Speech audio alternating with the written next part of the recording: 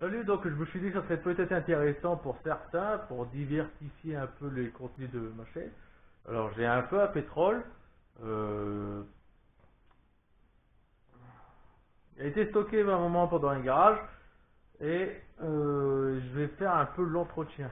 Voilà, donc c'est un Toison, je sais pas si on le dit comme ça, Toison ou Tozen, voilà. Il faut que je fasse l'entretien parce qu'il y a quand même beaucoup de poils à l'intérieur et surtout aussi en dessous. Le même que là. Là-dedans. Bon. Donc ça c'est Scube. Là je viens de la remplir. Ça va, le pétrole il est à une station. À une station il est à 1 €. Et dans des magasins, les 20 litres ils sont à 15 €. Donc avec les gros bidons de 20 litres, 15 €, c'est très bien. Donc, moi, quand vous êtes au courant, je vous en ai déjà parlé sur cette chaîne, dans mes garages, j'en vaux froid. Bon, maintenant j'en ai un, et là je vais lui faire un entretien. En même temps, je m'en sers aussi pour chez moi. Donc là, je l'ai déjà depuis 4 jours. En 4 jours, euh, ouais, en 4 jours, j'ai consommé le 3/4, du réservoir de 5 litres, à peu près tout ce qui est au-dessus de ma main. Tout ça a été consommé pour une utilisation, on va dire, pour le moment, je vais peut-être utiliser peut-être 5 heures. Voilà, là, ils vont peut-être dire que ça consomme beaucoup ou non, mais pour moi, ce que j'ai pu retenir, à peu près 5 heures d'utilisation et autant. Et que j'ai consommé autant. Bon, après, il faut que je refais un test. C'est ça. Mais, quoi qu'il en soit, ça me coûtera sûrement moins cher que ces putains de radiateurs électriques que j'ai chez moi. Donc là, je vais faire l'entretien. Je veux aussi faire l'entretien, sinon moi, je n'aurai rien vu du tout. C'est parce que il a du mal à se lancer. Voilà. Donc, j'ai l'avantage qu'on peut le démarrer électriquement avec une pile, mais il a du mal à se lancer. Voilà. Si je te retire ça, regarde. Tu vois, il ne veut pas se lancer.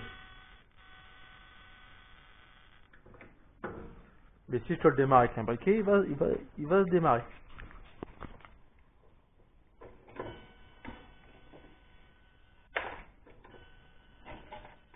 Tu vois? Voilà, il redescend, c'est parce qu'il n'y a pas de réservoir, donc là c'est pour ça. Tu vois, ça fonctionne. Faut se mettre encore du pétrole dedans. Ça fonctionne. Donc moi, ce que je vais faire, c'est que je vais démonter la mèche, je vais la retourner, parce que comme on peut voir, il n'y a plus de mèche du côté où il y a l'électricité.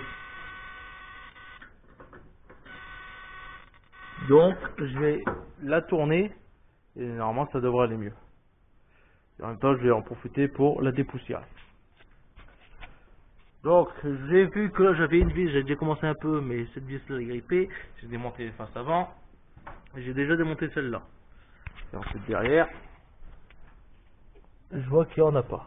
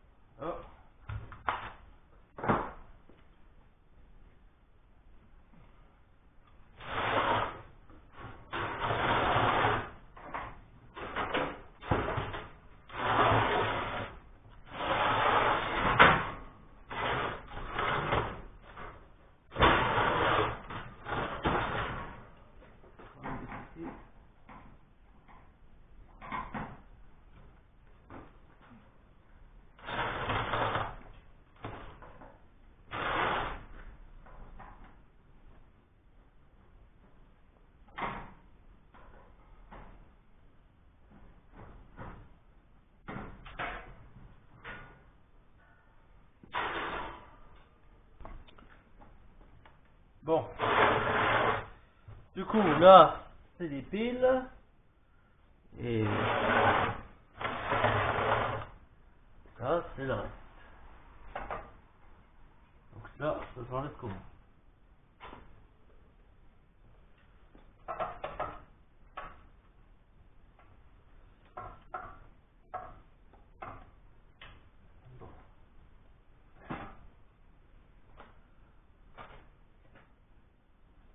Alors, il y a un détecteur de CO2 qui est ici. Voilà. Ça. Donc, ça va pas lui faire de mal. Ça va pas lui faire de mal d'être nettoyé. Ça, c'est bien. Au moins, quand il y a trop de CO2, il se coupe. Ouais, ça va vraiment pas lui faire de mal. Donc là, ce que je vais faire, c'est que je vais boucher ici. En plus, il y a plein de débris dans le fond.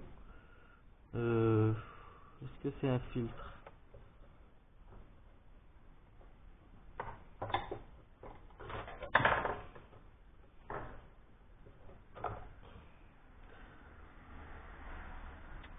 Non, il n'y a plus le filtre.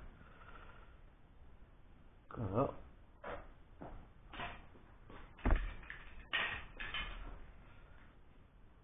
Ouais, c'est directement dans le fond de la cuve. Ouais, tous les débris sont dans le fond de la cuve.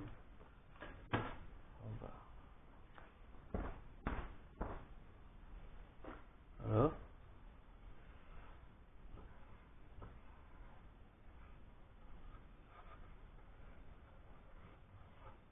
Vous voyez, il y a plein de trucs dans le fond.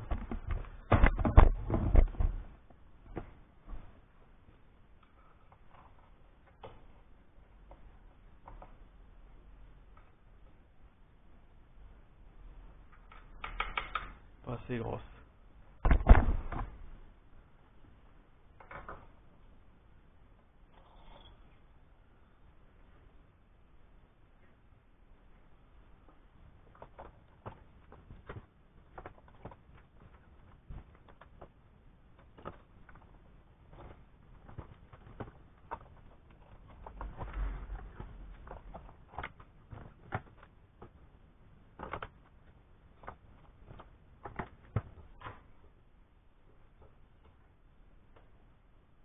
Étant donné qu'il n'y a pas de filtre. Bon, en soi, c'est pas trop grave. Mais bon.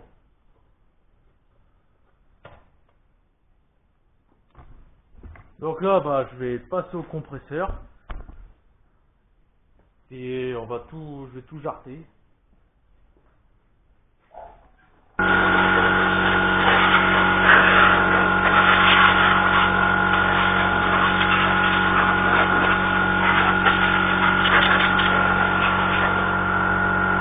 Donc voilà, le plus gros de la crasse a été retiré. Hein, de toute façon, pas besoin que ça brille. Pas besoin que ça brille à l'intérieur. En tout cas, là, ça ne peut pas lui faire de mal sur le capteur de CO2. D'ailleurs, le capteur de CO2, je ne sais pas où il se trouve là-dedans. Et bon, au moins, il y en a un, ce qui est très bien pour la sécurité. Surtout que j'ai des enfants. Ils savent très bien qu'ils ne doivent pas s'approcher de ce genre de truc, parce que ce qui paraît, moi étant jeune, j'ai collé mes mains là-dessus, alors que c'était très bouillant. Mes deux mains posées là-dessus, mes mains collées. Voilà. Bon, moi j'ai plus de séquelles sur mes mains, je m'en rappelle plus, mais c'est ce qui serait passé. Donc là, bah, je vais démonter le haut, donc là, il est peut-être là le capteur de CO2. C'est peut-être ça ici. Ouais, c'est peut-être ça quand ça s'active, hop, ça ouvre et puis ça flotte là-dedans. Ça doit être ça. Donc, bah, les vis papillons à dévisser. Il y en a 4 de chaque côté.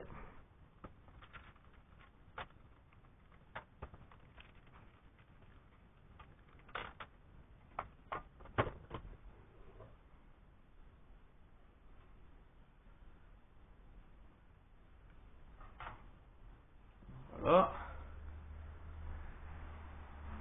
Donc déjà, ce principe-là, tu peux aussi changer la mèche.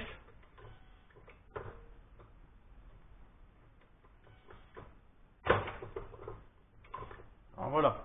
Donc ce que je disais tout à l'heure, c'est regarde le côté où il y a l'étincelle, on voit qu'il n'y a presque plus rien, qu'il n'y a plus contact. Donc je vais juste tourner la mèche pour qu'il recontacte dessus, et puis aussi que ça se réamorce sans besoin de se réamorcer avec un briquet.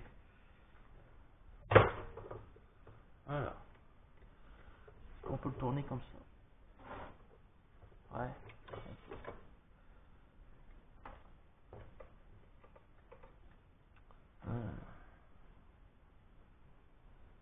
Ou alors, je redéfais un peu ces poils.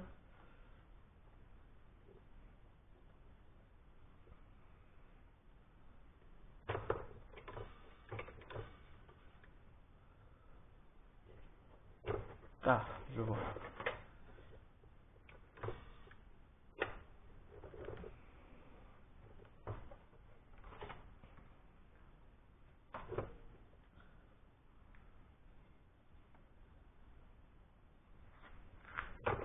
Voilà. Bon, c'est sûrement pas la meilleure des façons pour changer la mèche, mais je le fais comme ça. Moi, ça m'évite de tout démonter. Voici la mèche. Donc, pour le changer, normalement, bah, c'est simple. Là, maintenant, il faut juste le tirer dessus. Donc, moi, alors il y a des picots pour la maintenir, ce qui est bien. Moi, du coup, je vais juste lui faire une rotation et je vais la clipser dedans.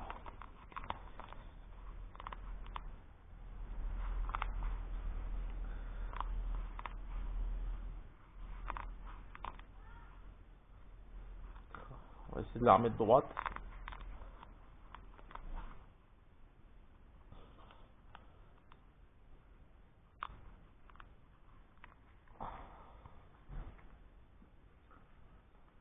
Voilà. Donc ça, bah, dedans, tu as des argots. En fait, j'ai nettoyé ici, mais il y en a autant dedans, en fait. Il y a autant de merde à l'intérieur. Donc, comme tu peux voir, là, tu as des argots de chaque côté. Et sur cette tige, là, bah, tu viens le coulisser là. Et tu le coulisses là-dedans. Voilà.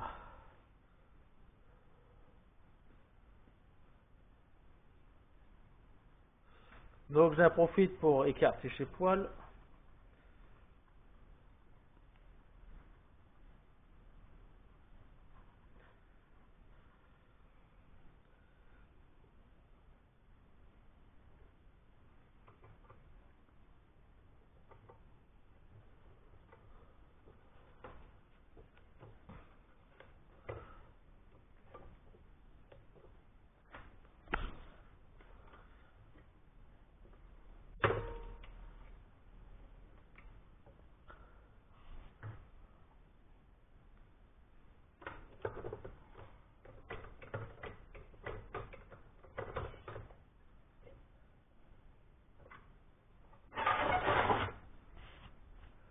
Voilà.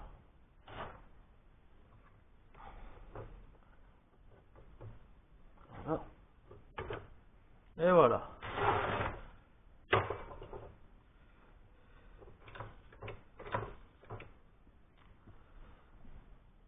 Donc là, c'est bien remis à l'intérieur. Alors, en fait, c'est pas trop difficile à changer une mèche.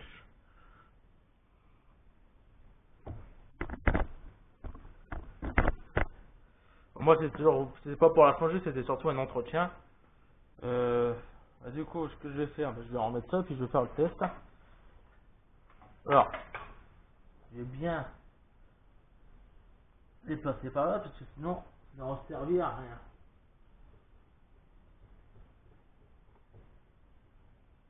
Voilà.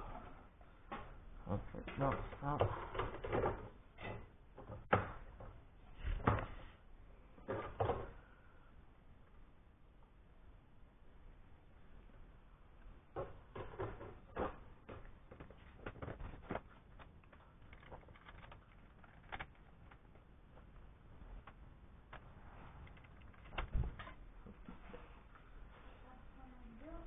Ouais.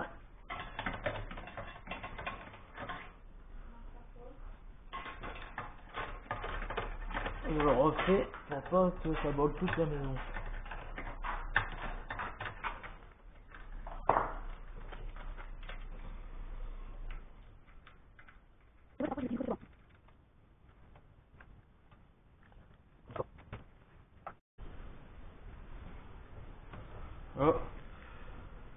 Est-ce que ça marche?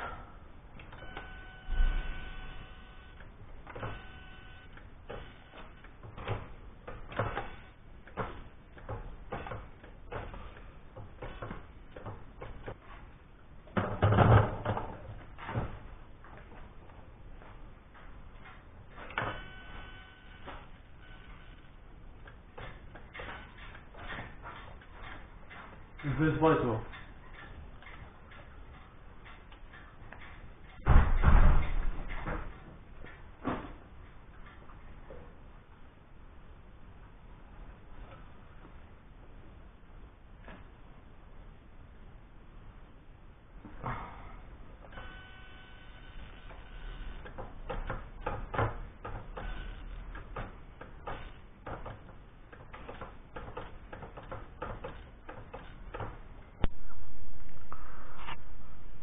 Donc j'ai relevé la mèche et bon, ça n'a pas réglé le problème parce que j'ai aussi du coup replié cette tige là, d'écarter plus de l'extérieur parce que ça se remettait directement sur la porcelaine.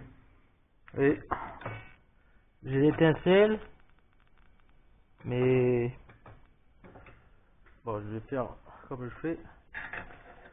Voilà.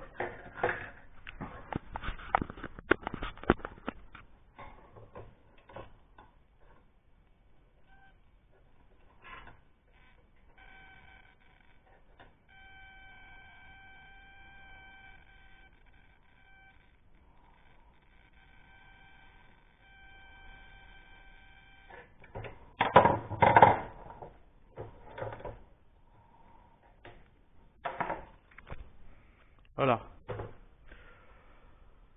À mon avis, les piles ils sont plus assez puissantes parce qu'on a bien une étincelle bleue, mais les piles ne doivent plus être assez puissantes. Alors quand ça chauffe, je vais faire la démonstration. Quand ça chauffe, il se rallume tout de suite, mais dès qu'elle est froide, ça va plus.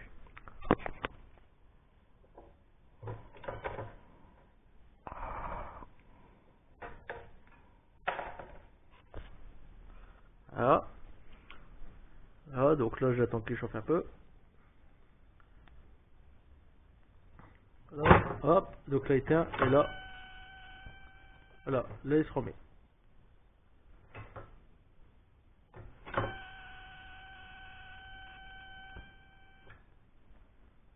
Voilà.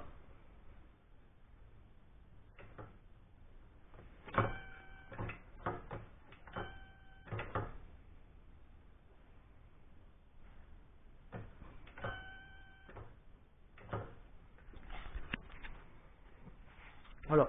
Donc je vais changer les piles. Et après, normalement, bah, ça devrait aller beaucoup mieux. Donc voilà, un petit entretien du feu à pétrole que j'ai reçu. Donc je savais même pas qu'il y avait une sonde CO2. Enfin, je l'avais lu qu'il y en avait une, mais je savais pas à quoi ça ressemblait. Et en fait, du coup, bah, ça ressemble à ça. Alors, donc plus de poussière, plus rien. Donc moi, maintenant, il n'y a plus qu'à refaire le sens inverse.